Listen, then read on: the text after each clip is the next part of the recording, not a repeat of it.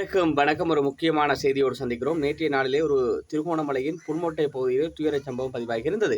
அந்த துயரச் சம்பவம் என்னவென்று சொன்னால், ஒரு பாடசாலையிலே அந்த பாடசாலையின் பெயரை குறிப்பிடுவது பொருத்தமற்ற விடயம். எனவே புன்மோட்டை பிரதேசத்தில் உள்ள பாடசாலையிலே இரு மாணவர்கள் காதலுக்காக அடிபட்டிருக்கிறார்கள். அடிபட்டு இறுதியில் ஒரு மாணவன் பிளேட்டால் இன்னொரு மாணவன் கழுத்தை அறுத்திருக்கிறார். கழுத்தை அறுத்து அந்த மாணவன் மிக ஒரு நெருக்கடியான சூழ்நிலையிலே உயிர் போகும் நிலையிலே வைத்தியசாலையிலே அனுமதிக்கப்பட்டார். அந்த பிரதேச மக்கள் ஒற்றுமையோடு அதன்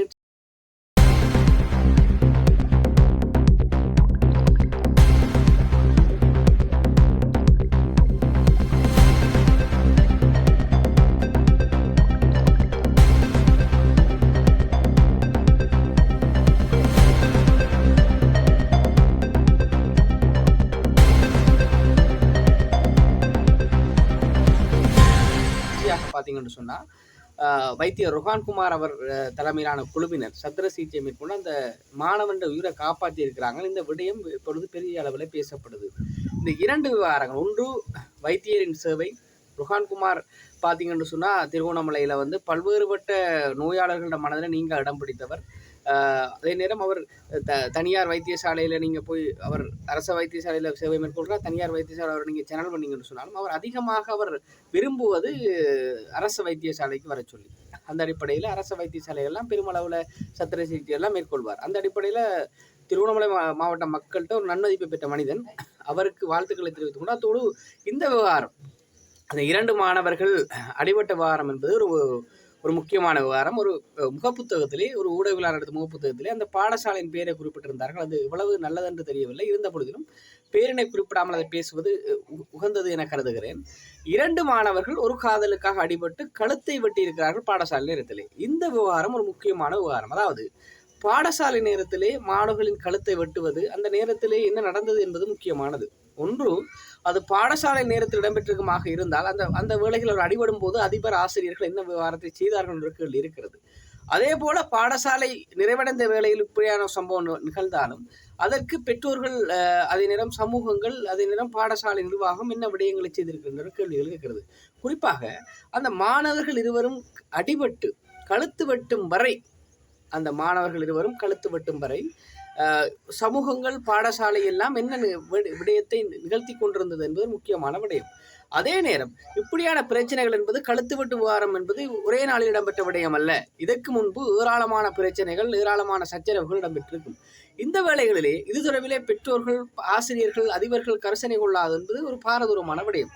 இதே போன்ற விவகாரங்கள் திருவோணமலையிலே பல்வேறுபட்ட சம்பவங்கள் இடம்பெற்றிருக்கின்றன.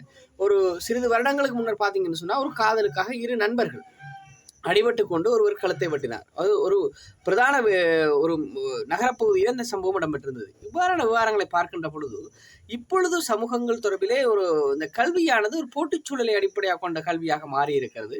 இந்த சூழலில் இந்த மாணவர்களுக்கு ஆற்றுப்படுத்தல் என்பது மிகவும் தேவையான விடயமாக இருக்கிறது. அறநெறி பாடசாலைகள், அதே நேரம் சமூக உளவியல் ரீதியான ஆற்றுப்படுத்தல்கள் என்பது முக்கியமானது. காதல் என்பது தற்காலிகமான விடயம், அல்லது காதல் என்பது ஒரு வயதுக்கு போன பிறகுதான் அந்த காதல் நிரந்தரமான காதலாக மாறும் என்ற தெளிவுகூட்டல்களை அவர்களுக்கு வழங்க வேண்டும். அதே நேரம் காதலுக்காக அடிபடுவது என்பது சால சிறந்தது அல்ல என்ற விடயத்தை அவர்களுக்கு வலியுறுத்த வேண்டும்.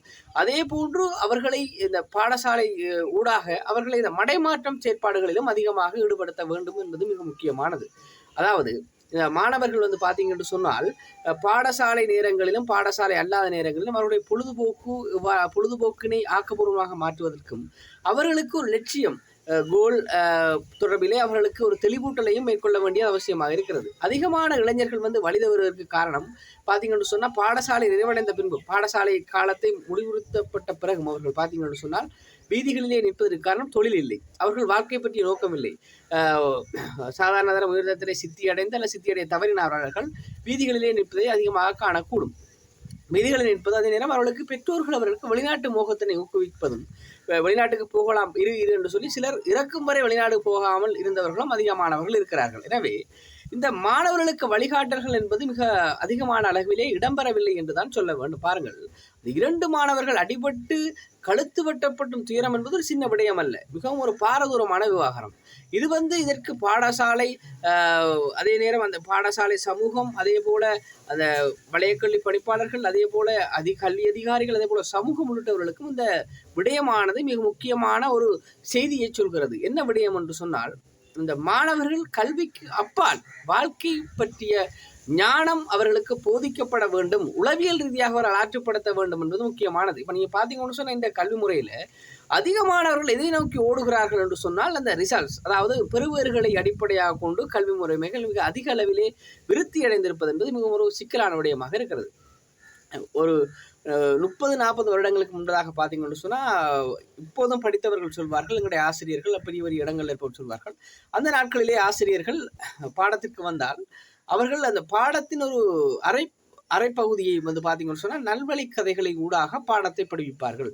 அதன் பிறகுதான் பாடத்திற்குள்ளே அதன் ஊடாக பாடத்திற்குள் செல்வார்கள் என்ற விடயத்தை சொல்வார்கள். எனவே மாணவர்களுக்கு ஆசிரியர்கள் கற்பிக்கின்ற போது சமூக நலன் சார்ந்த விடயங்களையும் கற்பிக்க வேண்டிய தேவை இருக்கிறது. அது வெறுமனே பாடத்துக்கு பாடம் என்ற பெறுவேறு என்ற ரேசுக்குள் சிக்கி குதிரைகளாக மாட்டுப்பட்டு இப்படியான துயரம் என்பது மிகவும் ஒரு பாரதூரமான விடயம். திருகோணமலையிலே ஒரு காதலுக்காக ஒரு பாடசாலை மாணவர்கள் அடிபட்ட விவகாரம், அதே ஒரு இலங்கை தீவிலே இப்படி அடிபட்ட விவகாரங்கள் என்பது ஒரு 20-30 வருடங்களுக்கு முன்பு இவ்வளவு அதிகமாக இடம்பெற்ற விடயம் இல்லை. காதலுக்காக சில வாய்த்தர்க்கங்கள் இடம்பெற்றிருக்கலாம். ஒரு பிளேட்டை வைத்து கழுத்து வெட்டும் முகமாக இடம்பெற்ற விவகாரம் என்பது கடந்து போகக்கூடிய விடயம் அல்ல. செய்திகளில் இன்று நாளையோடு கடந்து போகக்கூடிய விடயம் அல்ல என்பது மிக முக்கியமான விடயம். இப்படியான விடயங்களுக்கு உளவியல் ஆற்றுப்படுத்தல்கள், தொழில் வழிகாட்டல்கள், அதே போல சமூக நல கருத்துக்களை சொல்வதன் வாயிலாகத்தான் இதனை தவிர்க்க முடியும்.